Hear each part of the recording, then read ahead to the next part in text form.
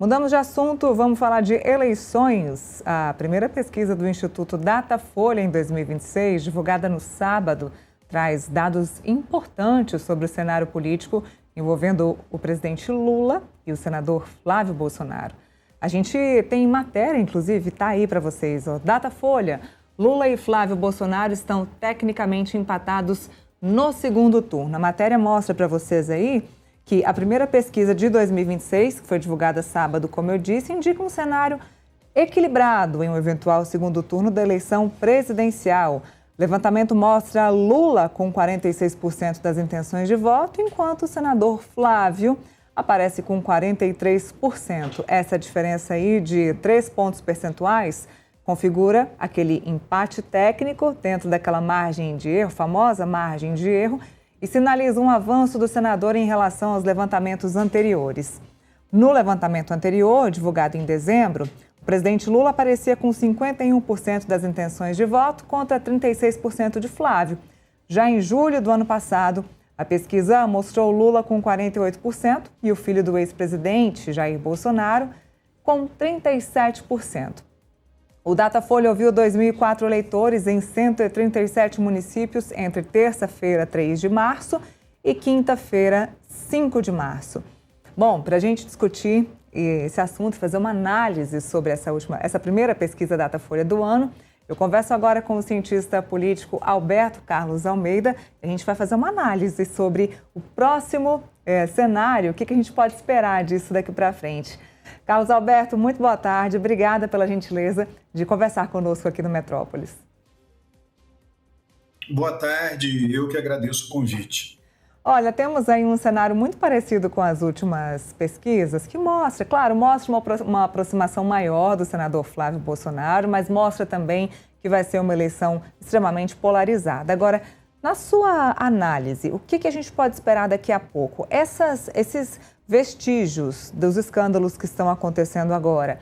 CPI meio do INSS, com quebra de sigilo do Lulinha, transações financeiras do Lulinha, escola de samba com o enredo do presidente Lula. Tem também agora essa questão do Daniel Worcaro, ministros do STF próximos do Daniel Worcaro, tudo acontecendo no governo Lula.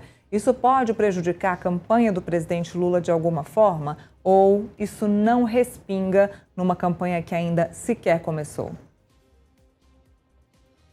Sem dúvida nenhuma que prejudica. Agora, o grande fator, né, negativo para o governo é a própria avaliação de governo. Eu já acompanho isso em diversas eleições, acompanho já faz muito tempo, há 30 anos, quer dizer, desde 1996, em eleições municipais.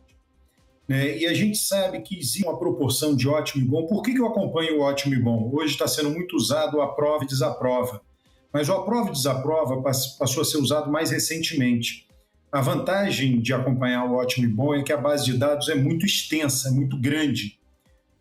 De novo, ela vem desde 1996, pelo menos no meu caso, quando eu comecei a coletar isso, para eleições municipais, eleições estaduais, eleição para presidente. E a gente sabe que existem, quer dizer, quem avalia o governo ótimo e bom, a soma daqueles que avaliam o governo ótimo e bom, ela tende a votar em quem está no governo. E quem avalia ruim e péssimo tende a votar em quem está na oposição. E quem avalia regular, você pode ter em mente, olha, o regular você pode até perguntar, na hora que a pessoa responde regular, você pode perguntar regular para bom ou regular para ruim? As pessoas respondem. Então, tem um regular que é mais positivo, tem um regular que é mais negativo. No regular mais positivo, obviamente, as pessoas tendem a votar mais no governo. E no regular mais negativo, as pessoas tendem a votar mais na oposição.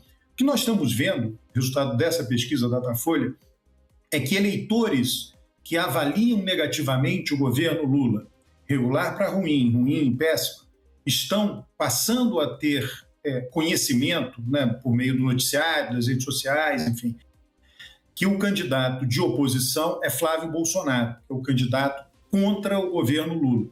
Então, eles que estavam meio que sem candidato, nas pesquisas anteriores respondiam não sabe, não responde, ou respondiam o nome de outro candidato, passaram a votar crescentemente no candidato Flávio Bolsonaro. Aqueles que avaliam ótimo e bom, quem já podia votar em Lula já votou. né, porque o Lula estava na urna na eleição passada, as pessoas digitaram, quem votou nele, obviamente, digitou o nome dele, apertou confirma, viu a fotinho dele, apertou confirma, está aí governando há 4 anos, então ele é amplamente conhecido e todo mundo sabe que o governo é ele. Então, se a pessoa estiver satisfeita com o governo, vota em Lula. Se ela estiver insatisfeita, vota em Flávio Bolsonaro. Você mencionou todos os escândalos. Eu olho assim, os escândalos têm impacto na avaliação do governo? Sim, não tem a menor dúvida que tem. Mas tem outras coisas que têm impacto também. A vida que a pessoa está levando, se a vida está difícil ou não, se a vida melhorou ou não. Se ela melhorou, foi por causa do governo. Se ela piorou, foi por causa do governo.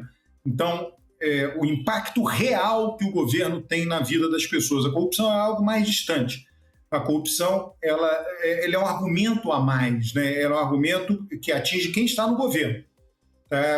Quem é que é corrupto? Quem governa. A oposição, a princípio, ela não é corrupta porque ela não tem acesso ao setor público, né? Então, todos esses escândalos atingem o sistema. Esse, em particular, do Banco Master, atinge o sistema político como um todo, porque nomes mencionados são vários, né?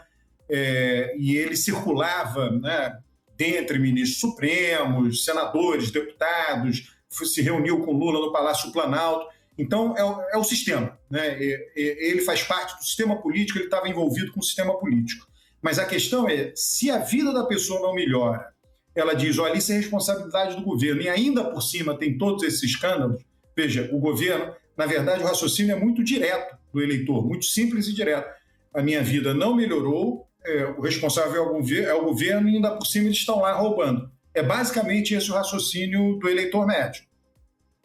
Essa seria exatamente a minha segunda pergunta. A gente não vê a vida melhorando, porque muita gente diz o seguinte, se a economia estiver boa, e o governo também costuma se pautar por isso, né? Se a economia estiver boa, é muito provável que o candidato ganhe a eleição. A economia parece boa, o presidente diz que está boa, o ministro da Fazenda também diz que está, só que a arrecadação de impostos está absurdamente alta, né? O ministro da Fazenda aumentou muito os impostos nesse último governo e não está fácil, porque é muito fácil falar de economia para analistas de política e analistas de economia quando quem vai encher o carrinho do supermercado está com muita dificuldade de encher o seu carrinho no supermercado, de pagar o colégio do filho, de pagar o uniforme do filho. Então, eu te pergunto, Carlos Alberto, essa visão da população média que não está conseguindo encher o carrinho do supermercado pode ser um dificultador para a reeleição do presidente Lula? Sem dúvida. A gente pode contrastar como exemplo algo que ocorreu há 20 anos atrás, durante o escândalo do Mensalão. O escândalo do Mensalão atingiu diretamente Lula, diretamente o governo dele. Começou em meados de 2025. O noticiário do escândalo do Mensalão foi entre metade do ano e até novembro, dezembro de 2025, só que a economia estava indo bem. E Lula tinha uma imagem muito ancorada como aquele que entende o problema das pessoas. Isso naquela época, tá? Estou falando de dados de pesquisa daquela época que eu me lembro muito vivamente. E aí, a partir de janeiro e fevereiro, ele recuperou a posição dele de favorito, né, da eleição, o ótimo e bom dele voltou a subir. Então, a economia estava indo bem, o Mensalão teve um efeito temporário na avaliação de governo e depois que passou esse efeito, que foi basicamente midiático, ele assumiu a liderança e não mais perdeu a liderança ali naquela corrida. O que nós estamos vendo hoje são escândalos que não atingem o governo no coração como o Mensalão atingiu, mas uma economia avaliada de maneira titubeante, né? A carestia alta, as pessoas tendo dificuldade de comprar, não que a inflação esteja galopante, não se trata disso, mas as coisas caras, basicamente isso, estruturalmente caras. Felipe, por favor, fica à vontade aí para fazer um comentário ou pergunta para o Carlos Alberto sobre essa pesquisa aí, Datafolha. A gente também vai falar da pesquisa de São Paulo, viu? Mas fica à vontade aí para falar sobre Lula e Flávio Bolsonaro. Bom dia, Carlos Alberto. Prazer estar contigo aqui no Contexto Metrópolis. Quando você pega, por exemplo, o cenário, né, do Datafolha, né, tem 5 cenários e todos eles apontam que Lula e Flávio Bolsonaro têm cerca de 70% a 73% da intenção de votos, né? Com esse cenário, você vê a possibilidade de surgir uma terceira via, né? A possibilidade de surgir alguém que possa mudar a narrativa da polarização, ou você acha que a polarização nessas eleições já está consolidada como estava nas eleições passadas? Já está consolidada. Essa é basicamente uma eleição Lula versus Bolsonaro. Você pode até botar o primeiro nome Flávio entre parênteses, né? Porque ele é filho de Bolsonaro. A eleição passada foi Lula versus Bolsonaro. Essa eleição é Lula versus Bolsonaro. Na passada, Lula era oposição, nessa, Bolsonaro é oposição. Então, é uma repetição da eleição passada, apenas com um sinal trocado de governo e oposição, só isso. Então, já está consolidado, não há espaço e dificilmente haverá espaço para uma terceira via. A gente pode esperar muito em breve o presidente Lula começar a bater no Flávio Bolsonaro, porque me parece que por enquanto está tudo muito tranquilo, né? Ninguém fala sobre os podres do Flávio Bolsonaro, tem muita coisa aí por trás, inclusive envolvendo o Banco Master, né? Vale lembrar aí que o Zettel, que é o cunhado do Daniel Vorcaro, foi um dos grandes investidores aí da campanha de Bolsonaro, na campanha do Tarcísio, então está todo mundo muito quietinho por enquanto. E quando é que a gente pode começar a esperar essa paulada aí, essa troca de farpas?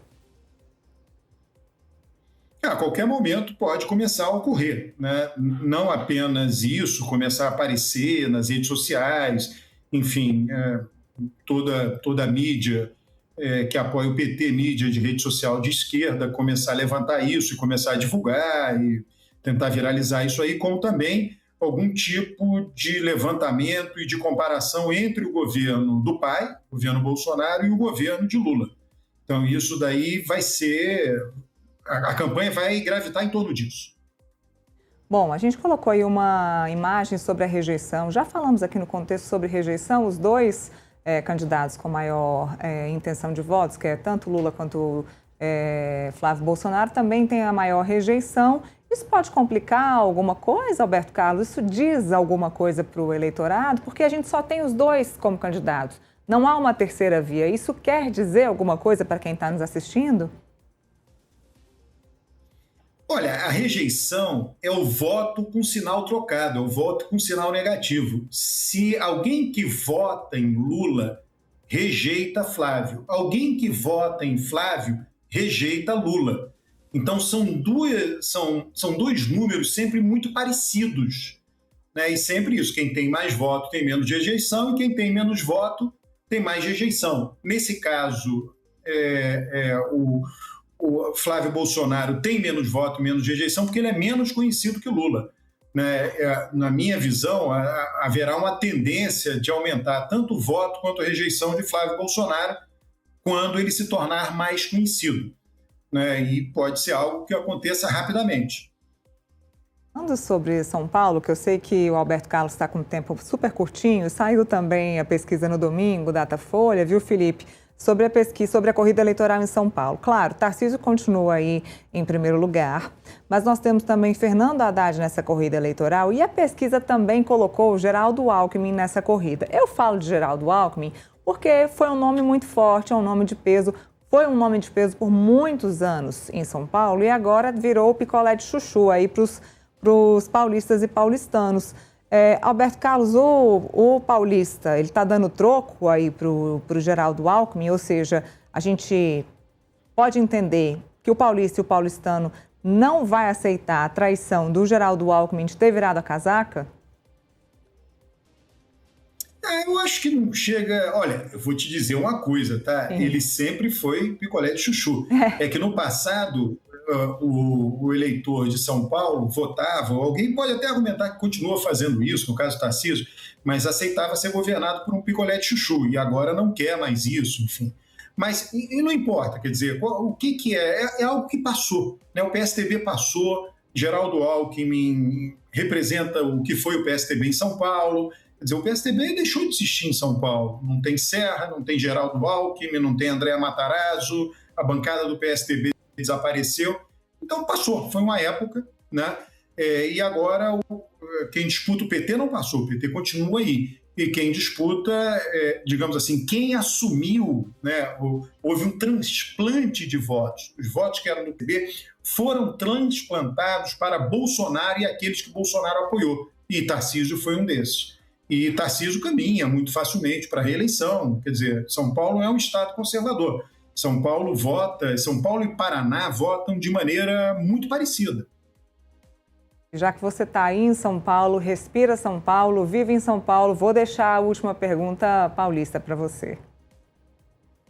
Tem uma questão interessante, Alberto, que o Lula precisa de um palanque forte em São Paulo, né? Nem que seja para perder de pouco, apesar das pesquisas mostrarem que a derrota vai ser esmagadora, né? Mas precisa ganhar um voto, né? Ganhar na capital como ganhou no passado, né?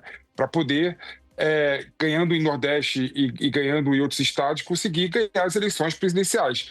Você vê o nome mais viável do PT, o Fernando Haddad, né, nesse caso concreto, ou é melhor ele fazer algum tipo de aliança com outro candidato, outro partido?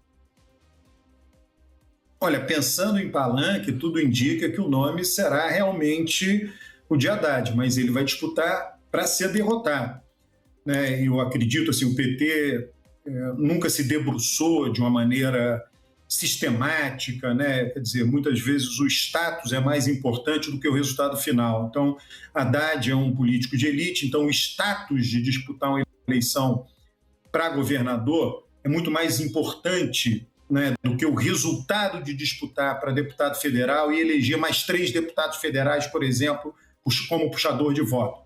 Né? Na verdade, do ponto de vista de conquista de espaço político, seria muito mais interessante para o PT ter Haddad como candidato a deputado federal, ter um mandato, ter experiência política na Câmara dos Deputados. Ele seria talvez o mais votado do Brasil e eleger mais deputados do PT, do que tê-lo como um candidato a governador com a derrota certa.